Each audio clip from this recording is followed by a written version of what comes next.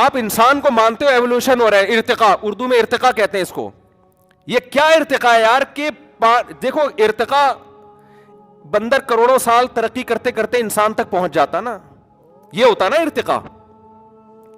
یہاں کیا ہو رہا ہے, 9 مہینے میں کیا ارتقاء ہو رہا ہے, ایک پانی کا قطرہ ماں کے رحم میں جاتا ہے بھائی, اور 9 مہینے میں ماں روٹی کھا رہی ہے, 9 مہینے کے اندر اس میں آنکھ, ناک, کان, دل, دماغ, جگر, گردے, پھیپھڑے, ہر چیز بن کے اپنی جگہ فٹ ہو کے, اور ایسی مینجمنٹ ہے خاندانی, ادھر بچہ ماں کے پیٹ سے باہر آیا فوراً ماں کی چھاتیوں میں دودھ پیدا ہوا, پانی میل کا ہے اور بچہ فیمیل کے بطن سے پیدا ہو رہا ہے, ان دونوں کے ملاپ سے. اور ان دونوں کا ملاپ بچہ پیدا کرنے کے لیے نہیں تھا, اپنی خواہش پوری کرنے کے لیے, سیکس کے لیے تھا. اس سیکس کے نتیجے میں انسان وجود میں آ رہا ہے, ان دونوں میں بھی آپس میں کوئی ربط نہیں ہے. جانور جب میل فیمیل آپس میں ملتے ہیں, ان کے دماغ میں بھی نہیں ہوتا کہ ہم نے نسل بڑھانی ہے, وہ اپنی خواہش پوری کرنے کے لیے ملتے ہیں. لیکن فطرت نے ایسی زبردست مینجمنٹ کی ہوئی ہے, ان کی خواہش پوری کرنے کے جذبے کو ان کی بریڈنگ کا ذریعہ بنا دیا. یہ بھائی ایسی مینجمنٹ اللہ کی قسم کروڑوں اربوں کھربوں سال میں بھی آٹومیٹیکلی خود بخود نہیں ہو سکتی.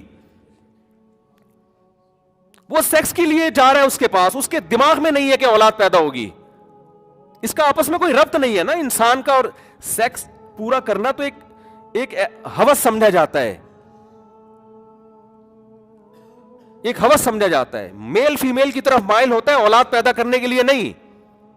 لیکن قدرت نے چونکہ نسل بڑھانی ہے, تو قدرت نے کہا یہ نسل ان کے کنٹرول میں نہ رکھو, ان کے اندر ایسی خواہش پیدا کر دو میل فیمیل کے اندر, یہ اپنی خواہش کے لیے ملاپ کرے.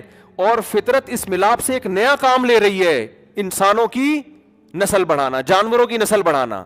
حالانکہ ان دونوں, دیکھو مولانا شلوی تھانوی رحمۃ اللہ علیہ ایک بڑی پیاری مثال دیا کرتے تھے, کوئی مرد اور عورت جنگل میں پیدا ہوں, یعنی کوئی بچے ہوں, ان کو جنگل میں چھوڑ کے چلے جائیں آپ,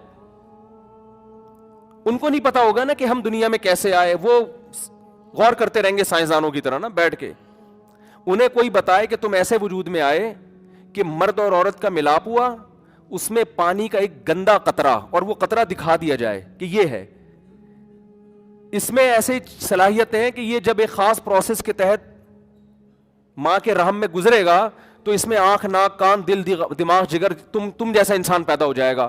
مولانا تھانوی فرمایا کرتے تھے وہ 100 دفعہ آپ قرآن پہ ہاتھ رکھ کے قسمیں اٹھا لیں, وہ اس بات کا یقین نہیں کرے. وہ کہہ رہے ہو ہی نہیں سکتا, وہ فرضی مفروضے گڑے گا, وہ کہے گا یہ نہیں ہو سکتا.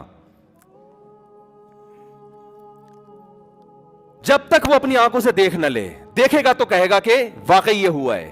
ہم تو دیکھ رہے ہیں اپنی آنکھوں سے, اس لیے مانتے ہیں. تو کیوں خدا کے دشمن بنے ہوئے ہو بھائی؟ مان لو اس خدا نے اور پھر دیکھو کہہ رہے ہیں کہ مٹی سے بنایا, قرآن کبھی کہتا ہے مٹی سے بنایا, کبھی کہتا ہے پانی سے بنایا, تو کہہ رہے ہیں قرآن کی آیتیں آپس میں ٹکرا رہی ہیں. قرآن ہی پڑھ لیا ہوتا تو آپ کو پتا چل جاتا. قرآن کہہ رہے ہیں سورہ حج کے پہلا رکوع, یا ایھا الناس ان کنتم فی ریب من البعث, اے لوگو اگر تمہیں یقین نہیں آتا نا میں مٹی کو دوبارہ کیسے انسان بناؤں گا, فإنا خلقناکم من تراب, سب سے پہلے ہم نے تمہیں مٹی سے بنایا, ثم من نطفہ, پھر اس مٹی کو نطفے میں تبدیل کر کے پھر نطفے سے بنایا, ثم من مضغہ, پھر اس نطفے کو ہم نے من علقہ خون میں تبدیل کیا, ثم من مضغہ پھر گوشت میں تبدیل کیا. تو قرآن کہیں کہتا ہے خون سے بنایا, قرآن کہیں کہتا ہے گوشت کے لوتھڑے سے بنایا, قرآن کہیں کہتا ہے مٹی سے بنایا.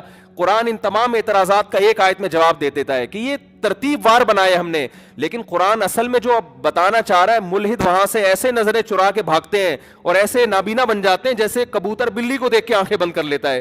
قرآن کہہ رہا ہے یہ سارے پروسیس ایوولوشن کا نتیجہ نہیں ہو سکتے. اتنا زبردست فطرت اپنے آپ کو مینٹین نہیں کر سکتی کہ پہلے مٹی سے منی کا قطرہ بن رہا ہے, پھر اس منی ماں کے رحم میں جا رہی ہے, وہ گوشت میں, وہ خون میں تبدیل, پھر خون گوشت میں تبدیل, پھر گوشت, اور یہ ساری ایسے کوئی ایسا نہیں کہ لوتھڑا باہر آ جائے.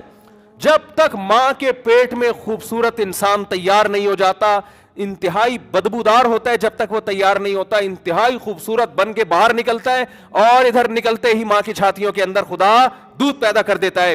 اے لوگوں اگر تمہیں شک ہے خدا تمہیں مٹی میں جانے کے بعد دوبارہ کیسے زندہ کرے گا, اللہ فرماتے ہیں اپنے ماضی کی طرف دیکھو, جو اس طرح سے 9 مہینے کے اندر اتنے پروسیس سے گزار کے انسان بنا سکتا ہے ایک پانی کو, وہ اس مٹی میں جان ڈال کے تمہیں دوبارہ بھی انسان بنا سکتا ہے. تو سوال میرا کیا تھا اور جواب घुमाती। और नीचे लोगों के कमेंट्स हैं, हाँ तान के रखो इन मौलवियों को, खींच के रखो, इस तरह की ना कमेंट्स होते हैं लोगों के कि ये लोगों को मजहब के नाम पे उल्लू बना रहे हैं। मजहब ने जितना मौलवियों को जकड़ा है ना, इतना आप लोगों को नहीं जकड़ा, सही है ना।